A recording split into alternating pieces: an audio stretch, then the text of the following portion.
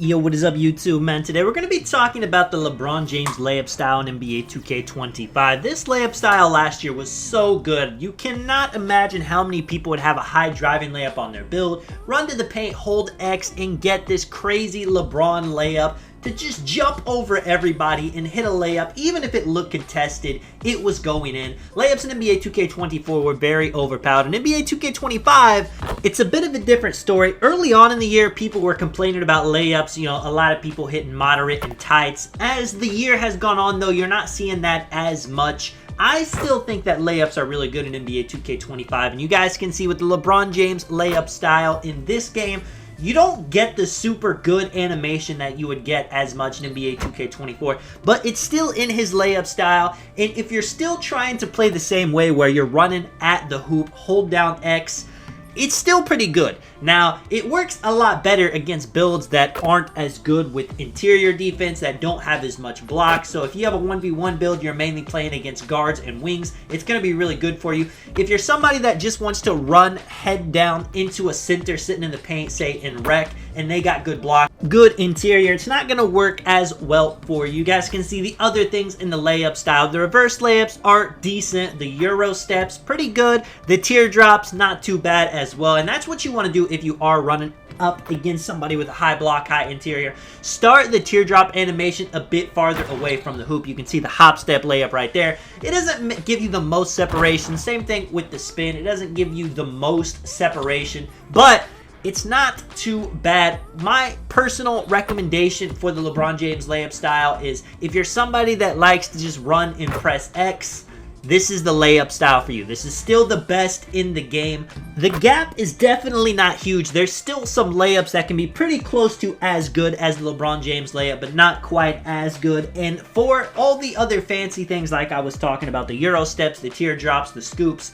your best bet is to just use the X button layups, and that is my favorite way to use layups, is just run at the hoop, press X, and see what type of animation you can get. Hopefully it's going to be a fast, floaty animation that makes it tough for a defender to get a contest on it. You guys can see I'm going into the random rec on my 6'6" PG build, and this is the best game mode to have a high driving layup. With high driving dunk, if you want a meter dunk, it's going to be tough if the paint is crowded, but as you guys can see, even if there is a few people in the paint, even if some people try to drop late and get a block on my layup, a lot of the times you're going to be able to get it off. Even right there, it says open. I get a nice steal right here. I'm down. Now, I could dunk this, obviously, but I'm going to go with the scoop just to show you guys that if you make a build that has low driving dunk, you can definitely make it work with the high driving layup. If you make a build that has both, like my build has, you know, there's definitely situations where, you know, why didn't you just dunk that? Why did you go up with the layup? Now, there are situations where going up for a dunk would be a bad idea, where I have to do the layup, but fast breaks, being in front of somebody, it's definitely not one of those situations. Another steal right here, throwing it up court to get the assist. I absolutely love playing PG on my 6'6" point guard. It's not the fastest, and check this out, man. That's the animation that everybody loves to see. He ends up reaching, I get a foul and one. I mean, it's beautiful basketball to watch. Catch it in the corner. Should have shot the shot, but I wanted to go at this man's head anyway. That is a good defender in the paint, so I make the decision to do a teardrop animation. If you can be smart with your layups, having a high driving layup rating, you can be just as effective as somebody that has a high driving dunk. You can see right here, gonna go for the blitz, get the steal once again, throw it up to my shooting guard.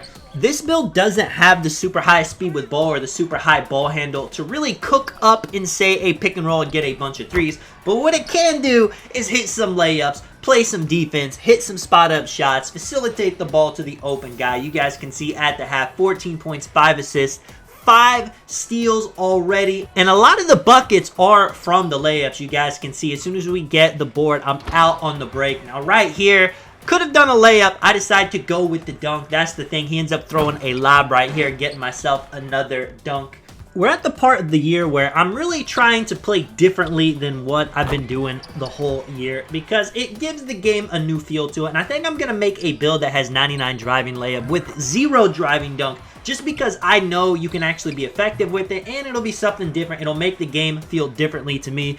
Out on the fast break, go to the little scoop LeBron layup right here. Let me know your thoughts about layups in NBA 2K25, what layup style you use, what you guys think about the LeBron James layup style. Now, it costs an 87 driving layup to get this style. Is it worth it putting it on your build? Probably, not probably, definitely no. There's better effective ways to make builds rather than upgrading layup very high. But it is a fun way to play, and it definitely is still effective.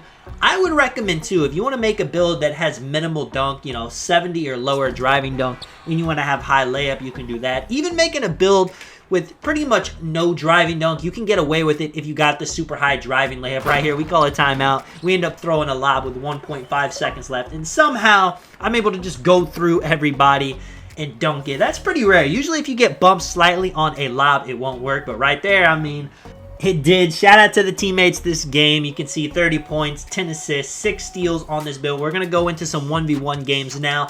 Now, if you're playing 5v5s, there's usually going to be a center in the paint. If you're playing 1v1s, you only have one guy to beat. And if you're a guard, you're probably not playing against somebody that has really good interior or block on their build. So, I mean, look at this, man. Get past him. Go to the reverse. It looks good. It looks beautiful. I could have just dunked the ball. The layup ends up working. He's going to start playing back a bit, forcing me to shoot. I'm still going to go with the layup. I end up getting an ankle assassin animation on this guy with this build only having, I think it's on bronze, maybe silver, so I'm pretty surprised he's getting stunned as much as he is. If you boost your ball handle though, that's going to give you way more of those animations. Go to the Euro after I get past him right here. The Euro animation can definitely be slow, and I wouldn't recommend it unless you get body contact. You can kind of Euro through him in those situations. I'm trying to find the right angles to get the animation to pop off. And once I'm in his head, I mean, as you guys can see, he's giving me way too much space right here. He's just going to run to the sidelines.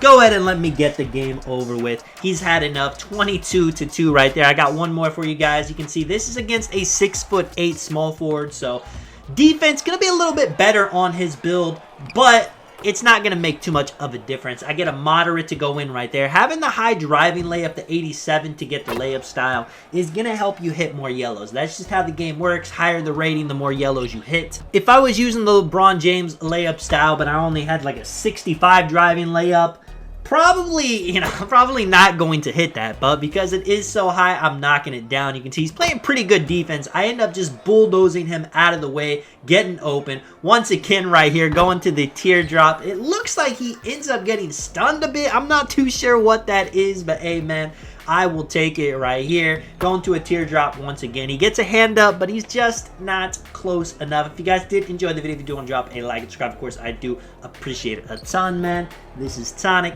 I will catch you guys in the next one. I'm out. Peace.